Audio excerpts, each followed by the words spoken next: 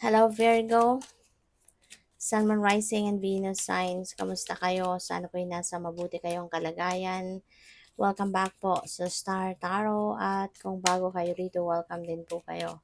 Please subscribe, like, share my videos, and leave me a comment kung nakaresonate po kayo. Thank you. So, Virgo, first card po ninyo, protection. Sabi dito, keep some aquamarine clothes. Mermaid's tears have been known to create these precious gems.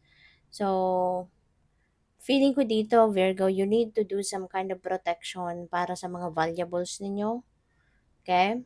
Maybe there is a need for you to take an extra effort to protect it and to keep it safe. Alright?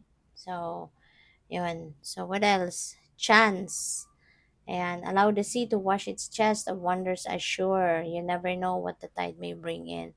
So, baka meron ditong mga opportunity, no, na will give you a chance to siguro magawa ninyo yung mga bagay na gusto ninyong gawin. 'Di ba? Maaring ito na yung chance ninyo para matupad na yung mga pangarap mo or magawa mo na yung mga bagay na matagal mo nang minimithi kasi maaring hindi mo nagagawa yan for quite some time. So, this is your chance.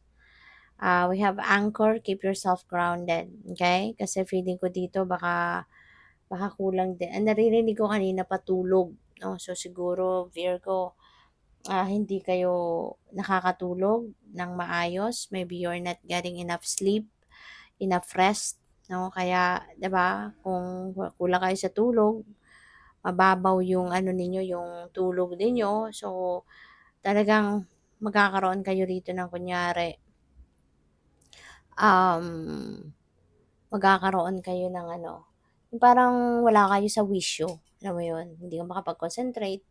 'Di ba? Hindi ka masyado makapag-isip ng maayos. 'Di ba? Kasi pag kulang sa tulog, magaan ang ulo, hindi ba? Magaan sa ulo. Tsaka yung concentration talagang hindi ka talaga magkakaroon ng ng concentration kasi nga para kang half awake, half asleep, 'di ba? Yung gano'n. So, ah, give yourself time, 'di ba, to rest, give yourself time for sleep, give yourself time para nakapagmuni-muni ka. Okay? To get grounded. Mag-meditate ka, Virgo. You know, try doing meditation kasi it's really relaxing. You know, yun ang sagot, no, doon sa kaguluhan sa isip natin, kung meron tayong confusion, kulang tayo sa, yung parang nawawala tayo sa vision natin, meditation is the answer to that. Masosolve yan, no, yung mo, discomfort na nararanasan. So, by the way, maraming salamat for subscribing. And if you haven't subscribed yet, subscribe na kayo. And also, maraming salamat din for not skipping the ads. Malaking bagay po yan sa akin. And also, please click the join button sa baba ng video kung gusto po ninyo na mag-join kayo sa membership. Okay? Salamat po. So, we have the 9 of Wands. Ayan. So, parang pagod na nga kayo, Virgo. Parang, yan, sabi dito, the battle is half won. Pero pagod na kayo. You know, parang siguro minsan naiisip siguro ninyo na hanggang saan, no? Hanggang saan ba? Hanggang kailan ba 'to?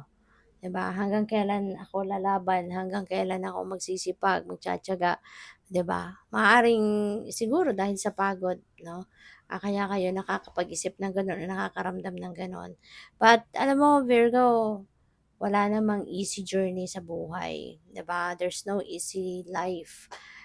Lahat, no, nasa proseso, lahat pinoproseso, lahat kailangan pagsipagan, pagtiyagaan. Kasi 'di ba nga may kasabihan na kapag may tiyaga may nilaga, 'di ba? So that's it. That's life. 'Di ba? Na kung hindi ka magsisipag, hindi ka magtitiyaga, walang ginhawa, walang walang comfort, 'di ba? Kasi nga dapat tayo'y magsisipag. Kung meron tayong pangarap, hindi naman bumabagsak sa lap natin ng basta-basta yung pangarap natin. Kailangan pagtrabahuan natin, pagsikapan natin, hindi ba? Kaya huwag kayong susuko, okay? Do not give up. Kahit hindi ninyo nakikita kung saan kayo, 'di ba? Kung saan papunta yung pinagsisikapan ninyo, 'di ba? Just just keep persevering. Kasi ipapakita at ipapakita rin sa inyo ng Divine Universe kung ano yung para sa'yo. 'Di ba? Kung ano ang hangganan nito. Kaya wag kayong susuko, okay? Lalo-lalo na siyempre kapag may ginagawa ka, alam mo naman kung anong goal mo diyan. Kaya 'yun ang pinagsisikapan mo, hindi ba? So, kaya kung hindi pa, wala ka pang hint o hindi mo pa nakikita kung ano talaga yung magiging resulta ng ginagawa mo, magsipag ka lang, sige lang, continue on. 'Di ba? Kasi pasasaan ba, when the time is right, no, mangyayari na lang 'yan, makikita mo na lang, tagumpay ka na. 'Di ba? So, kasi, but yeah, always remember na there's no easy journey. So, Virgo, we have the sun, which is really beautiful. Napakaganda ng sun energy. Magdadala ito sa iyo ng swerte. Okay? The sun signifies, no, it's giving you a message na everything will go well. Kaya huwag kayong mag-alala. Wala kayong dapat na ipag-alala. Ialay mong lahat sa Panginoon. Ialay mong lahat, no, yung mga pangarap mo, mga dreams mo, mga wishes mo, heart's desires mo, problema mo, kung meron, mga challenges na nararamdaman mo. Huwag mong dibdibin na masyado yan, no? Ialay mo na yan sa universe. Allow God to help you. Kumbaga, let go. Diba? Let go of your worries. Let go of everything. And allow God to help you. Diba? Dahil siya naman ang nakakaalam kung ano ang para sa'yo, ano ang ano ang dapat, ano yung nakatakda talaga, no, na para sa'yo. Kaya, 'wag kang mag-alala, don't worry, everything will go well. Yan ang paalala sa'yo ng the sun energy sa ngayon. And one day, one day, the success will be yours. Alright? Basta magtiwala ka lang sa sarili mo, sa kakayanan mo, at higit sa lahat, sa Divine Universe, magtiwala ka sa Kanya, at makakamit mo kung ano ang mga gusto mong makamit, no? At magkakaroon ka ng ano dito, vitality will be back, physical health will be back, yung pagiging dating malakas mo, mababalik yun sa'yo sa ngayon. Kasi nga, siswertehin ka na. Diba? Things are going well with you or for you. So, ay sorry po.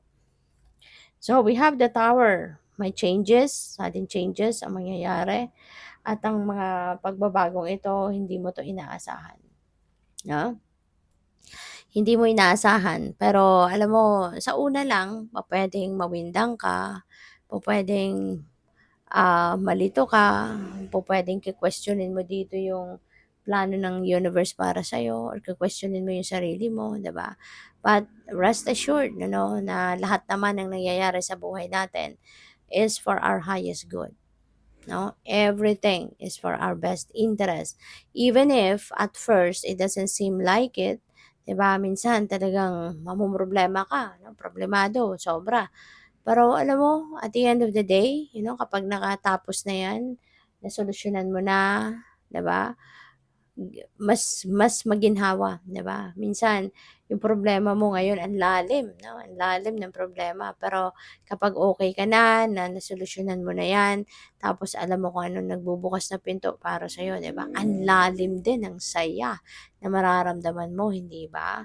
Kasi gano'n nga, 'no? May kasabihan, 'di ba, na gaano man kahirap, 'no, kung sobrang hirap din, 'no, yung challenges na or problema ng mga pinagdadaanan ng kung sino man. Tapos ang naghihintay na buhay sa kanya after na ma-solve niya yung problema, ay sobra-sobrang saya din, 'di ba? Kaya kahit ano man ang pinagdadaanan ninyo, just embrace it, okay? Let it happen smoothly. Kasi parte yan ng ano natin, ng soul's journey. That is part of the divine plan. Kaya hayaan lang natin na mag-unfold yan sa buhay natin. Alright? At ang importante, no, when you are also surrendering to God, ang importante din na lagi ka makikinig sa intuition mo.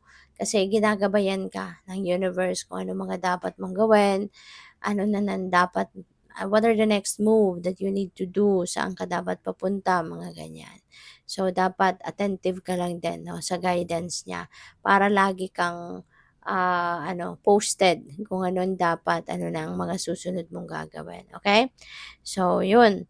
So, may mga pagbabago at ang mga pagbabagong ito might overwhelm you, pero wag kang susuko, laban lang kasi in the end, this is for your best interest, okay? Good luck sa'yo. Thank you for watching. Love and light. Namaste.